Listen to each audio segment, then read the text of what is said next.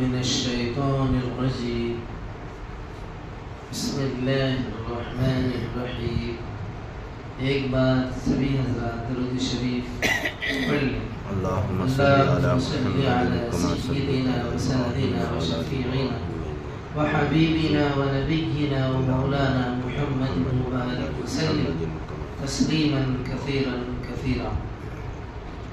آپ نے گزشتہ سنا تھا نبی علیہ السلام کا معراج کا بابرکت واقعہ، جو حضرت ام ہانی رضی اللہ عنہا کے گھر پر جب آپ تشریف فرما تھے تو اللہ تبارک و تعالیٰ نے آپ سے معراج فرمایا۔ معراج کے واقعے کو لے کر حضرت ام ہانی گھبرا رہی تھی کہ کہیں ایسا نہ ہو آپ کی قوم پھر آپ کو نہ جھٹلائے، پھر آپ کو کہیں پریشان نہ کرے، اور آپ صلی اللہ علیہ وسلم کو انہوں نے خیر خواہی کی نیت سے مشورہ دیا کہ آپ کسی کو مت بتائیے، مگر آپ علیہ السلام یہ سوچ میں پڑ گئے کہ کیا کیا جائے۔ تو آپ سنیں آگے آپ علیہ السلام نے کیا فرمایا۔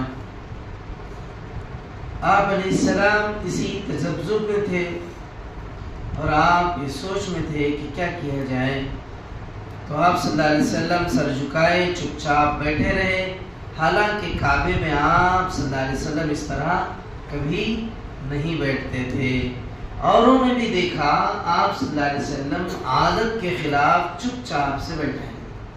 آپ کی عادت نہیں تھی، خاموش بیٹھنا آپ کی عادت نہیں تھی، یا تو آپ تلاوت، یا تو آپ عبادت نماز، یا تو پھر آپ اپنی قوم کو دعوت۔ ان میں ابو جہل بھی تھا، عدی کا بیٹا مطعم بھی تھا۔ ابو جہل نے آپ کو افکار و خیالات میں غرق دیکھا تو اٹھ کر قریب آیا، بولا ابو جہل دیکھو کبھی کسی کو جو ہے چین نہیں ملتا، دشمن کو انہوں خاموش رہے تو بھی پریشانی، انہوں بولے تو بھی پریشانی، یہ دشمنوں کی عادت ہوتی ہے۔ آپ دیکھ لیجئے اپنے زندگی میں کچھ ایسے بھی لوگ رہتے ہیں، ایسے تو اللہ کرے کہ کسی کی زندگی میں کوئی ایسا دشمن نہ رہے، مگر جو ہے اسے پریشانی شروع ہوگی۔ نبی صلی اللہ علیہ وسلم دعوت دیں تو بھی پریشانی، عبادت کریں تو پریشانی، آپ خاموش بیٹھے ہیں تو بیچارے کو ابھی سہا نہیں گیا، عادت کے خلاف آپ ایسے کیسے خاموش بیٹھے۔ تو یہ قریب گیا، بولا محمد کیا ہوا، آج کوئی نئی بات تو نہیں؟ آپ صلی اللہ علیہ وسلم کو اپنی بات کہنے کا موقع مل گیا، انہیں چھیڑے نا، اللہ نے اسی کو جو ہے چھیڑنے کا اللہ نے ذریعہ بنایا۔ انہیں نبی صلی اللہ علیہ وسلم خاموش، آپ چپ چاپ تشریف فرما ہیں، آپ کو کھک رہا نبی صلی اللہ علیہ وسلم کو۔ اب آپ علیہ السلام کو اللہ نے موقع فراہم فرمایا تو آپ نے فرمایا ہاں آج رات مجھے سیر کرائی گئی ہے۔ ابو جہل کہاں کی سیر کر کے آئے بھتیجے؟ اچھا کہاں جا کو آئے؟ پیارے نبی صلی اللہ علیہ وسلم آج رات مجھے بیت المقدس کی سیر کرائی گئی ہے۔ ابو جہل کی ہنسی پھوٹی پڑ رہی تھی، قریب تھا کہ وہ زور کا قہقہہ لگاتا، لیکن ضبط سے کام لیا، کیونکہ یہ بات ایک کامیاب ہتھیار اسے بن سکتی تھی، آپ کا مذاق اڑانے کے لیے، آپ کی باتوں کو مشکوک ٹھہرانے کے لیے، آپ کے اعتماد کو ٹھیس پہنچانے کے لیے، اور آپ کے اوپر الزام لگانے کے لیے کہ دیکھو بہکی بہکی باتیں کرتا ہے، محمد صلی اللہ علیہ وسلم کا دماغ نعوذ باللہ خراب ہوا ہے، یا اس طرح کی باتیں اس کو کہنے کا موقع مل سکتی تھی۔ اس لیے اس نے اپنی ہنسی کو ضبط کی اور آگے پوچھا کہ اور کیا کیا دیکھ کے آئے۔ اس نے آپ صلی اللہ علیہ وسلم کا اور حوصلہ بڑھایا۔ اصل میں وہ یہ سمجھ رہا تھا کہ میں آپ کے یہ ساری باتیں معلوم کر کے میں آپ کا مذاق اڑاؤں گا۔ اصل میں اللہ تبارک و تعالیٰ نبی صلی اللہ علیہ وسلم بولے یا نہ بولے بول کے تذبذب میں تھے، مگر اللہ نے دشمن ہی کے ذریعے سے اللہ آپ کا حوصلہ بڑھایا۔ ابو جہل بار بار کھکر کے پوچھ رہا تو نبی علیہ السلام کا حوصلہ بھی بڑھ گیا۔ جیسے بچے کو ہم بولتے ہیں اور بولے تو بچہ کیا کرتا، تو اور جو معلوم ہے وہ سب مطلب مثال بول رہا ہوں۔ نبی صلی اللہ علیہ وسلم کو اور حوصلہ ملا ابو جہل کے بار بار استفسار پر، اور آپ علیہ الصلوۃ والتسلیم جو ہے اچھا اور لوگوں کو بھی بلا لوں، تو انہیں خاموش نہیں تھا. میں اکیلا سن کو بولا تو ابو جہل جمنانا کو بول رہا بولتے، اسی لیے انہیں کیا بولا، اچھا میں ابھی ادمیہ کو بلا لیتے کیا، تمہیں کہ بہت اچھا قصہ بولتے سکا ہے. تو اس طرح سے نبی صلی اللہ علیہ وسلم کا مذاق اڑانے کے خیال سے آپ پر الزام اور بہتان، آپ کے دماغی توازن پر اعتراض کرنے کے خیال سے اس نے کہا اچھا اور لوگوں کو بلا لوں تو کیا ان سے بھی ایسی ہی بات بیان کرو گے آپ؟ فرمایا کیوں نہیں، جو باتیں آپ سے بیان کر دی دوسروں سے انہیں چھپانے کا کیا مطلب ہے؟ جو باتیں سچی تھی وہ آپ سے بیان کر دی گئی اور دیگر لوگوں کو کیوں چھپایا جائے گا؟ ابو جہل نے زور سے آواز لگائی، اے آل کعب ابن لوط. جیسے اس نے آواز لگائی آنن فانن سارے لوگ اکٹھے ہو گئے. ابو الحکم کیا بات ہے؟ ابو جہل نے آپ صلی اللہ علیہ وسلم کو اشارہ کیا، جو ابھی سنایا ہے ذرا ان لوگوں کو بھی سنا دو. حضور صلی اللہ علیہ وسلم کھڑے ہو گئے. اللہ نے جو ہے آپ کی بات کو سارے دشمنوں کے سامنے پہنچانے کی ترکیب اللہ نے کیسی بنائی دیکھی. وہی فرماتے ہیں نا، جب اللہ چاہتا ہے تو آپ کی تشہیر، آپ کی تبلیغ، آپ کی پبلکسٹی اللہ دشمنوں سے ہی کراتے ہیں. حضور صلی اللہ علیہ وسلم آج رات آپ نے فرمایا، جیسے سارے دشمنان اکٹھا ہوئے تو آپ صلی اللہ علیہ وسلم نے فرمایا آج رات براق نامی ایک جانور آیا، اس پر بیٹھ کر میں نے بیت المقدس کی سیر کی. وہاں پہنچا تو نبیوں کی جماعت آئی، ان میں ابراہیم علیہ السلام بھی تھے، موسیٰ و عیسیٰ بھی تھے، میں نے ان سب کی امامت کی. یہ سن کر اکثر لوگ بے قابو ہو گئے اور ایک زور کا قہقہ بلند ہوا. ابو جہل بولا تمسخر کے انداز میں، مزاحیہ مذاق کرنے کے خیال سے کہا، اچھا سارے نبی زندہ کر کے تمہارے پاس لائے گئے تھے، ذرا ان کا حلیہ تو بیان کرو. فرمایا عیسیٰ نہ تو پست قد ہیں نہ زیادہ لمبے. عیسیٰ علیہ السلام کے بارے میں آپ نے فرمایا عیسیٰ علیہ السلام نہ تو گڈے ہیں نہ زیادہ لمبے، سینہ ان کا چوڑا ہے، جسم سے خون ٹپکا پڑتا ہے، سر کے بال سرخی مائل ہیں. تو نبی صلی اللہ علیہ وسلم نے حضرت عیسیٰ علیہ السلام کے اوصاف بتائے، یعنی جسم جو ہے ایک دم گورا ہے، بولنے کا مطلب خون ٹپکا پڑتا ہے، مطلب اس طرح سے. سر کے بال سرخی مائل ہیں. سرخی مائل مطلب ذرا آج کل بچے اسٹائل کے لیے لال مہندی جیسا کچھ کرتے ہیں نا، اس طرح سرخی مائل. میں نے پورے کالے بھی نہیں ہیں پورے لال بھی نہیں ہیں، سرخی مائل ہیں، کالے اور لال ملے جلے.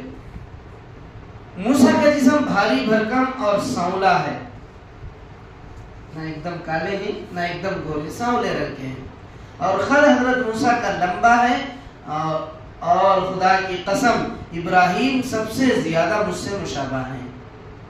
نبی صلی اللہ علیہ وسلم نے فرمایا کہ حضرت موسیٰ جو ہیں وہ سانولے ہیں اور جسم ان کا بھاری بھرکم ہے، اونچے خد کے ہیں. اور پھر آپ نے قسم کھا کے فرمایا خدا کی قسم ابراہیم علیہ السلام سب سے زیادہ میرے مشابہ ہیں، یعنی محمد صلی اللہ علیہ وسلم کے جیسے، صورت میں بھی سیرت میں بھی. سب نے دانتوں تلے انگلیاں داغ لی. محمد یہ کیا کہہ رہے ہیں؟ یہ جو کچھ کہہ رہے ہیں کیا یہ سچ ہے، حقیقت ہے یا جھوٹ اور من گھڑت ہے؟ کچھ دلوں پر تو آپ صلی اللہ علیہ وسلم کی عظمت اور بڑائی کا سکہ بیٹھ گیا. جو لوگ اہل ایمان تھے اور جن کو اللہ نے چن لیا تھا یا جن کے دل ایمان کے لیے راغب تھے، تو اللہ کے نبی کے ان باتوں سے ان کے دلوں میں اور عظمت بڑھ گئی اور بڑائی کا سکہ اور بیٹھ گیا. کچھ لوگوں کی عقلیں حیران اور ذہن پریشان ہو گئے. کچھ لوگ شکوک و شبہات میں مبتلا ہو گئے. کچھ لوگ آپ صلی اللہ علیہ وسلم کو جھٹلانے اور مذاق اڑانے میں لگ گئے. اور کچھ لوگ آپ کے عزیز دوست ابو بکر کے گھر پہنچے، ان کو بھی یہ عجیب خبر سنا دیں.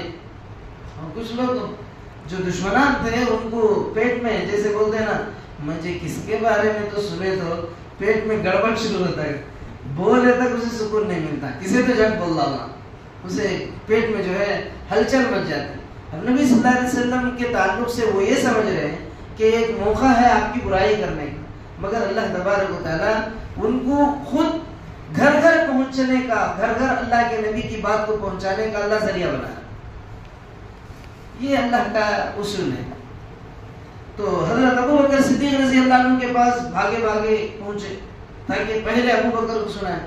سب سے زیادہ عمر والے، عقل یعنی دولت کے اعتبار سے، تاجر کے اعتبار سے مردوں میں جو ہے باشعور شخصیت، جو ہے بامقام شخصیت، باصلاحیت شخصیت حضرت ابو بکر کی۔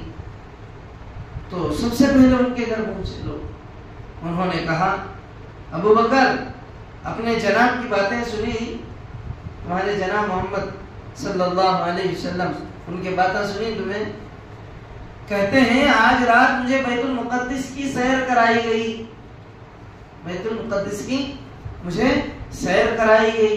ابو بکر کیا آپ صلی اللہ علیہ وسلم نے ایسے فرمایا؟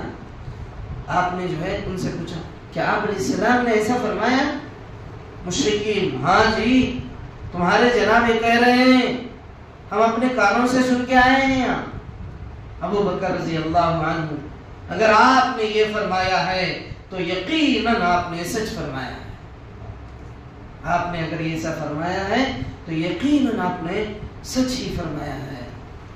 مشرکین یہ بھی کوئی یقین میں آنے کی بات ہے؟ ارے کیا بول رہے ابو بکر، وہ رات میں بیت المقدس گئے اور صبح سے پہلے مکہ لوٹ آئے، یہ کوئی یقین کرنے کی بات؟ کیا بول رہے تم ابو بکر، کیا ہو گیا تمہارے دماغ کو؟ ابو بکر رضی اللہ عنہ بے شک یہی کیا، مجھے تو اس سے بھی زیادہ عجیب باتوں پر، آپ کی اس سے بھی بڑی باتوں پر یقین ہے، اس سے بھی بڑی باتوں پر، اس سے بھی بڑی عجیب باتوں پر آپ اگر کہہ رہے ہیں، وہ کہتے ہیں رات ہو یا دن کوئی بھی وقت ہو، آسمان سے میرے پاس ذرا سی دیر میں وہی آ جاتی ہے اور مجھے اس میں کوئی شبہ نہیں ہوتا، تو تم تو بیت المقدس تک ہی جانے پر حیرانی کی بات کر رہے ہو۔ میرے نبی تو یہ فرماتے ہیں کہ آپ کے پاس آسمانوں سے جبرائیل آتے ہیں، لمحوں میں آ کر کے آپ کو پیغام سنا کے جاتے ہیں، تو اس پر تعجب نہیں ہے، تو تم اس بات پر کیسے تعجب کر رہے ہو کہ بیت المقدس راتیں رات گئے اور واپس آ گئے؟ اس سے بھی بڑی تعجب کی بات تو وہی کی ہے۔ بتاؤ مجھے اس میں شبہ کرنے کی کیسی گنجائش ہے؟ تم تو بیت المقدس تک ہی آنے جانے پر حیران ہو، بتاؤ یہ کتنی عجیب بات ہے کہ منٹوں اور سیکنڈوں میں آسمان سے وہی آ جاتی ہے، منٹوں سیکنڈوں میں وہی آ جا رہی، اس پر تم کو تعجب نہیں ہو رہا؟ حضرت ابو بکر صدیق پر قربان جائے، آپ نے کتنی جو ہے حکمت کی بات کہی، دیکھیے ان کافروں کے سامنے جو ہے کتنا مدلل جواب دیا۔ آپ نے جو ہے صرف اتنا بول کے خاموش نہیں رہے کہ مجھے نبی کی بات پر بھروسہ ہے، بلکہ آپ نے اس کا حکیمانہ جواب بھی دیا۔ ارے بے وقوف و نادانو، تمہیں صرف نبی علیہ السلام کے پوری رات میں بیت المقدس پہ جانا اور واپس آنے کی بات پر حیرانی کر رہے ہو؟ آپ علیہ السلام نے تو پہلے ہی یہ بتا دیا ہے کہ میرے پاس جبرائیل اللہ کا پیغام آسمانوں کے اس پار سے جہاں اللہ رہتے ہیں، عرش معلیٰ پر، وہاں سے اللہ کا پیغام لے کر سیکنڈوں میں آتے ہیں اور پیغام اللہ کا سنا کے چلے جاتے ہیں، تو اس پر تمہیں حیرانی نہیں ہے؟ حیرانی اگر ہونا تھا تو تبھی حیران ہونا تھا جب وہی کی بات کہی تھی۔ پھر ابو بکر پیارے نبی کے پاس آئے، اس وقت آپ صلی اللہ علیہ وسلم کعبے میں تھے، مشرکین آپ سے کہہ رہے تھے محمد اب تک تو ہمیں کوئی شبہ ہی تھا، لیکن آج یقین ہو گیا تم واقعی جھوٹے ہو، اپنے جی سے گھڑ گھڑ کر باہر بات کہتے ہو، ہم لوگ تو اونٹوں پر جاتے ہیں تو 1 مہینہ پہنچنے میں لگتا ہے اور 1 مہینہ واپسی میں، اور تم کہتے ہو ایک ہی رات میں بیت المقدس گئے بھی واپس بھی آ گئے، لات و عزا کی قسم ہم کبھی نہیں مان سکتے، یہ بالکل جھوٹ ہے، سراسر جھوٹ ہے۔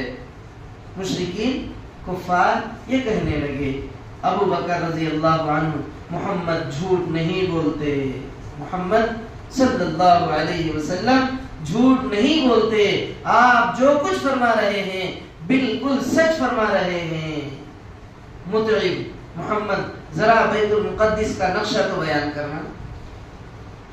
مطعم بولا ارے آپ بیت المقدس کو دیکھیں نا, ذرا بیت المقدس کے بارے میں تو بتاؤ کیسا ہے بیت المقدس. ابو بکر سمجھ گئے مطعم آپ کو زج کرنا چاہتا ہے, مطلب آپ کو تحقیق کرنا چاہتا ہے. ان کی خواہش ہوئی آپ صلی اللہ علیہ وسلم بیان کر دیں, کیونکہ ابو بکر کو یقین ہے. تو حضرت ابو بکر رضی اللہ عنہ سے حضرت ابو بکر نے خواہش کی کہ آپ صلی اللہ علیہ وسلم جو ہے بیت المقدس کے نقشے کو بیان کر دیں تاکہ آپ صلی اللہ علیہ وسلم کا سچا ہونا ثابت ہو جائے. عرض کیا اللہ کے رسول بیان کر دیجئے, میں تو وہاں جا چکا ہوں. آپ صلی اللہ علیہ وسلم بے تکلف وہاں کا نقشہ بیان کرنے لگے, حالانکہ اس سے پہلے آپ صلی اللہ علیہ وسلم کبھی وہاں نہیں گئے تھے. آپ نے کبھی وہاں نہیں گئے تھے.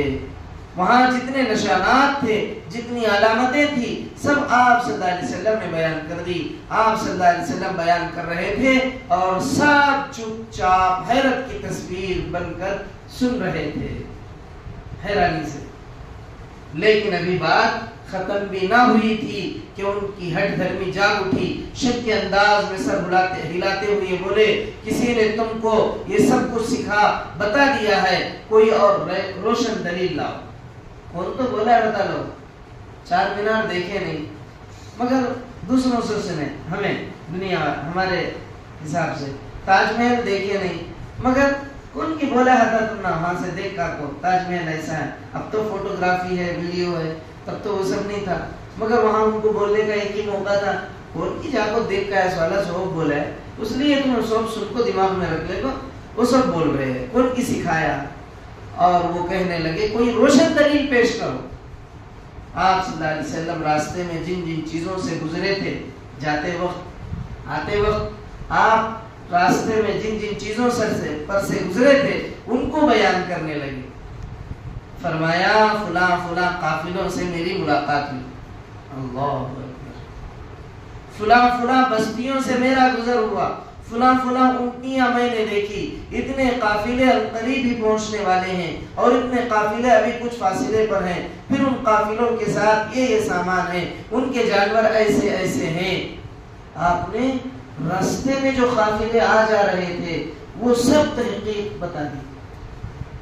مشرکی تمہاری باتوں پر ایسے کیسے یقین آ جائے گا, ذرا ٹھہرو قافلوں کو آ لینے دو, ان سے بھی پوچھ لیں وہ اس رات کہاں تھے اور جو جو علامتیں تم بتا رہے ہو ذرا اپنی آنکھوں سے بھی دیکھ لیں. ابو بکر بول اٹھے اللہ کے رسول آپ صلی اللہ علیہ وسلم آپ نے سچ فرمایا, مجھے یقین ہے آپ نے بالکل سچ فرمایا.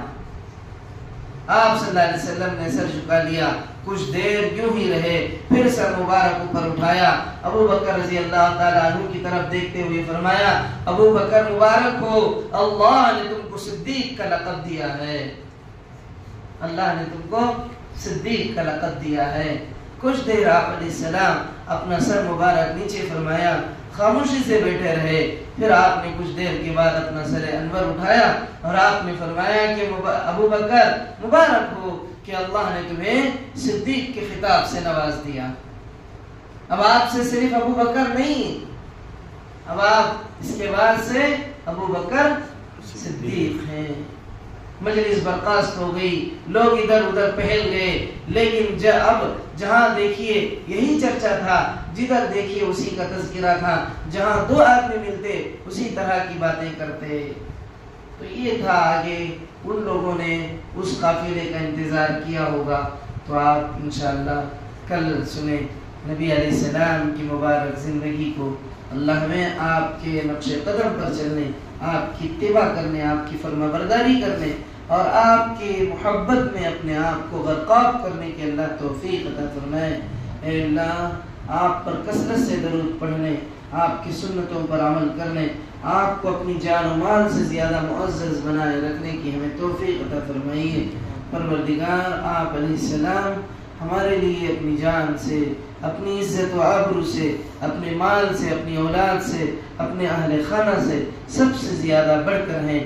مولا یہی محبت و عقیدت ہمارے دلوں میں تادم حیات اے اللہ زندگی کے آخری لمحات تک، اے اللہ موت تک مولا آپ کی محبت و الفت ہمارے دلوں میں پیدا فرمائیے، اپنے کرم سے اپنے فضل سے مولا دعاؤں قبول فرما۔ سبحان اللہ بحمدہ، سبحانک اللہم بحمدک، واشہد ان لا الہ الا انت، واستغفرک واتوب الیک۔